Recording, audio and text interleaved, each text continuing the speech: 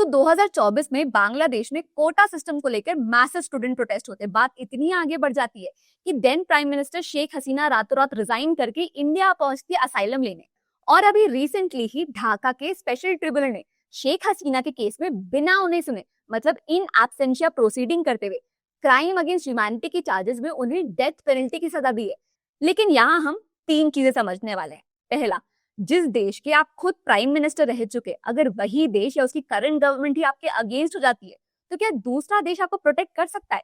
दूसरा, इन सब में इंडिया का क्या रोल रहेगा? क्या वो शेख हसीना को बचाएंगे या बांग्लादेश के साथ अपने रिलेशन? और तीसरा, अब शेख हसीना के पास आगे क्या ऑप्शंस रह गए, चलिए समझते हैं। अब आगे बढ़ने से पहले जल्दी से दो इंपॉर्टेंट टर्म समझ लेते हैं। एक है असाइलम और दूसरा है एक्स्ट्राडिशन। जब कोई इंसान अपने ही देश में सेफ नहीं फील करता, वो दूसरे देश में रहना चाहता है, वहां से प्रोटेक्शन चाहता है, शरण चाहता है, तो उसे हम असाइलम कहते हैं। अब जब उसी इंसान को वापस भेजना होता है, टाटा बाय बाय कहना होता है, तो उसे हम एक्स्ट्राडिशन कहते हैं।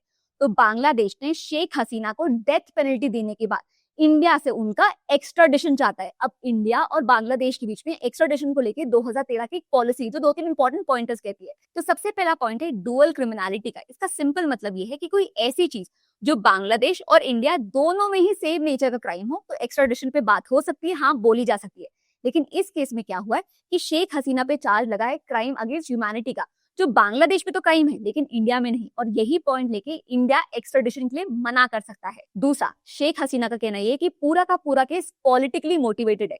अब अगर कोई भी केस पॉलिटिकली मोटिवेटेड हो, जस्टिस के खिलाफ हो या गुड फेथ के खिलाफ हो, तो ये स्ट्रॉन्ग पॉइंट होते हैं एक्स्ट्राडिशन के लिए मना करने के। तो अभी शेख हसीना के पास दो ऑप्शंस रह गए। पहला, वो इंडिया से पॉलिटिकल असाइलम मतलब प्रोटेक्शन डिमांड कर सकती है, ये कहते हुए कि अगर वो अभी बांग्लादेश जाती तो उन्हें फेयर ट्रायल तो नहीं मिलेगा। दूसरा, वो बांग्लादेश के ही अपर कोर्ट सुप्रीम कोर्ट में अपील फाइल कर सकती है, लेकिन उसके लिए पहले उन्हें बांग्लादेश में सरेंडर करना पड़ेगा, जो करंट एनवायरनमेंट में काफी रिस्की है।